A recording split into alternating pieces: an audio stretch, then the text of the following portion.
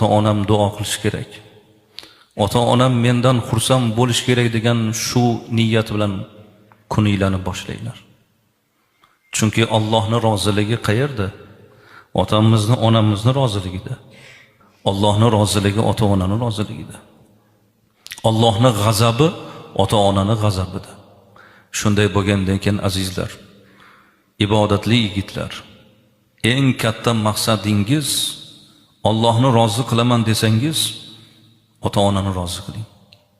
Hammanglar shu umid bilan yuribsizlar. Alloh mendan rozi bo'lsin deb. Allohning roziligi bilib qo'ying, ota-onani roziligida. Alloh taolo Qur'oni Karimda marhamat qiladi. Auzu billahi minash shaytonir rojim. Va vassaynal insana bivalidayhi ihsana.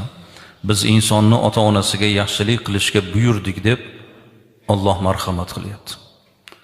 Bu ota-onaning e'zozi oddiy ish